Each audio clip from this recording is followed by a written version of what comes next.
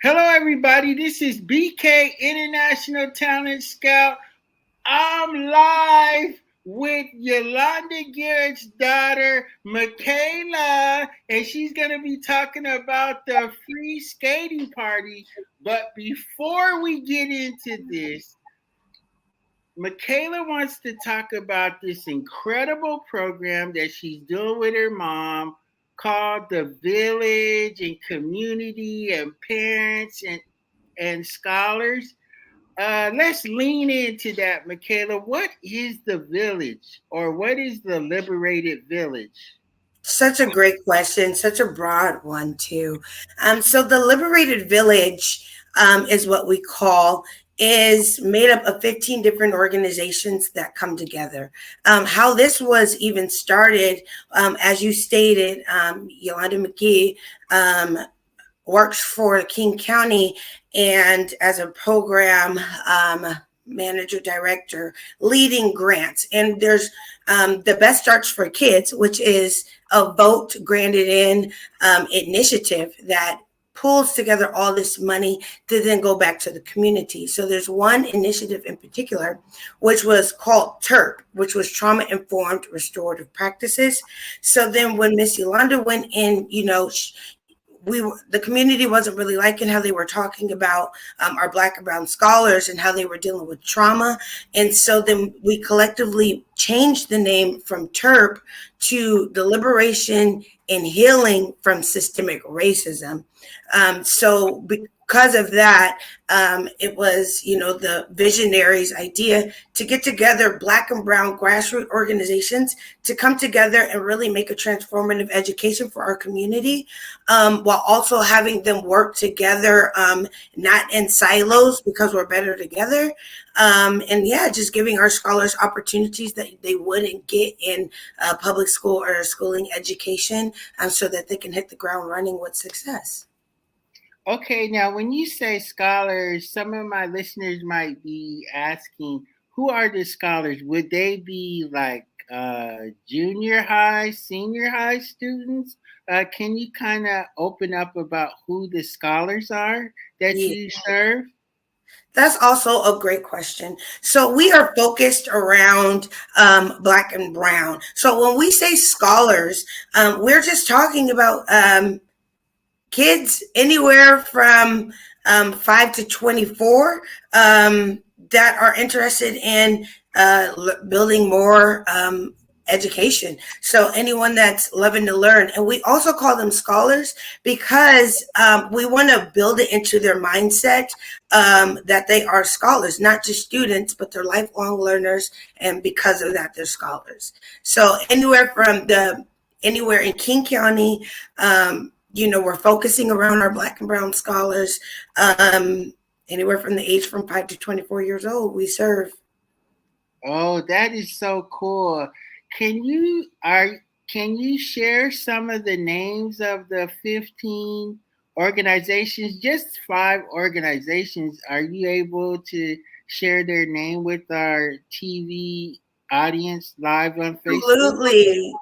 It'll be hard just giving out five, but a lot of what we do, so the infrastructure of it is, there's different, pretty much leads is what we call them, that have curriculum. There's scholars that are enrolled in different subjects such as economic education, civic education, well-being education, outdoor education, and also arts and music education. So a few of the organizations that we have is Faith Finance Center, Elevate Scholars, and they are teaching entrepreneurship, financial literacy, and coding.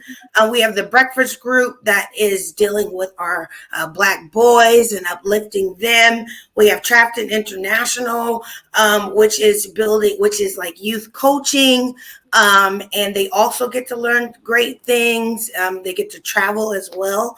There's STEM Tech Foundation that specializes in math. So there's Your Perfect Trade that gets scholars that are getting out of high school. They don't really know what to do, getting them trades so they could just get right to work.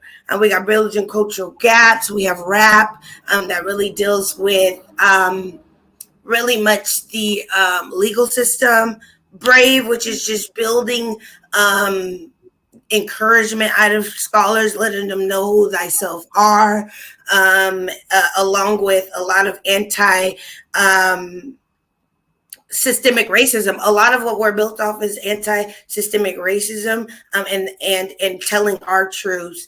But then also we have what we call SMEDs, which are subject matter experts. That once these scholars are enrolled in one of our all of our beautiful, great organizations, there's also Unleash the Brilliance, which is focused around truancy. There's Victorious Youth, which is dealing with scholars that are going through health and sickle cell or any of those. The Seattle Cares Mentoring, which is mentoring the scholars. And then again, the SMEDs come in, and it's like what we call an elective. So now these scholars have elective courses that they could take anywhere from short film and writing to health and wellness, to education certificates. So it's really broad in all the different aspects of, what do you see your scholar fitting best? And not only that, us all working together so that they have all of these opportunities in their corner.